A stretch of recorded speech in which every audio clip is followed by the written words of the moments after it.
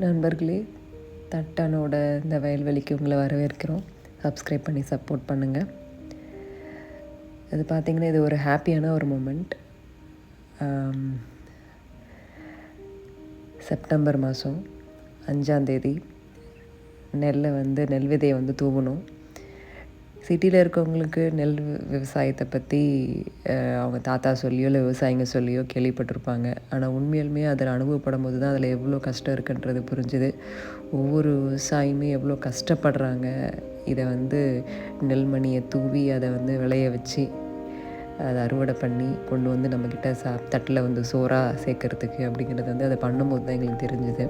இந்த பேடி ஃபீல்டு பார்த்திங்க அப்படின்னா இது எங்களோட நிலம் முழுக்க முழுக்க பாறை தான். அதில் அந்த பாறையெல்லாம் முடிஞ்ச அளவுக்கு கிளியர் பண்ணி டிராக்டரை வச்சு நிறைய தடவை சேடை ஓட்டி உழவு பண்ணி இதை ஒரு நெல் விவசாய பூமியாக மாற்றுறதுக்கு ரொம்ப நாங்கள் சிரமப்பட்டோம்.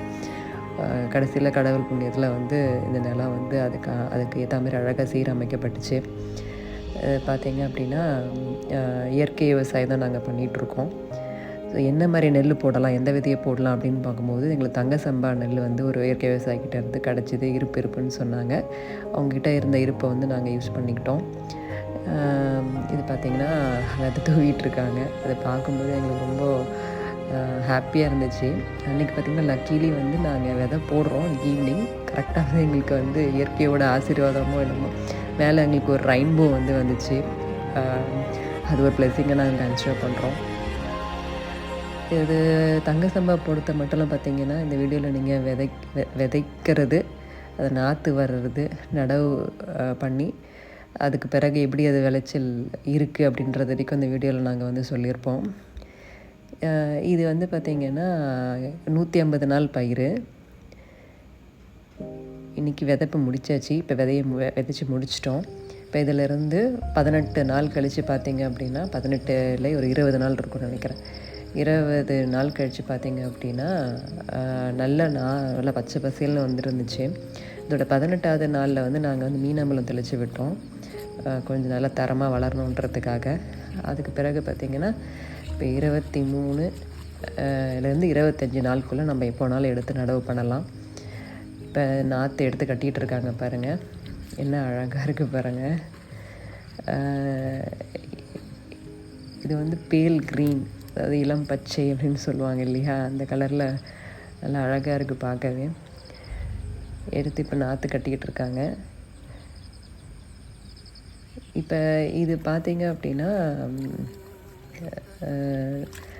நாற்று எடுக்கிறதுக்கு நாற்று கட்டி வச்சுட்டு நாற்று நடவுக்கு முன்னாடி பெரம்பு ஓட்டணும் அப்படின்ற மாதிரி எங்களுக்கு சஜஷன்ஸ் கொடுத்தாங்க. ஏன்னா நாங்கள் புதுசு இல்லையா, நெல்லெல்லாம் சும்மா அப்படி கடையில் கொண்டு போய் கடையில் போய்ட்டு அரிசி மூட்டை எடுக்கிறது சாப்பிட்றது அப்படின்னு தான். நெல் விவசாயத்தை பற்றி எங்களுக்கு ஒன்றுமே தெரியாது. நாங்கள் ஜீரோ.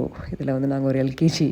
எங்களுக்கு கொஞ்சம் இயற்கை விவசாயிங்களும் ப்ளஸ் எங்களோட மம்மி டேடி ப்ளஸ் அங்கே எங்களுக்கு ஒரு ரைட் ஹேண்ட் ஒருத்தர் இருக்கார், இரும்பு கை.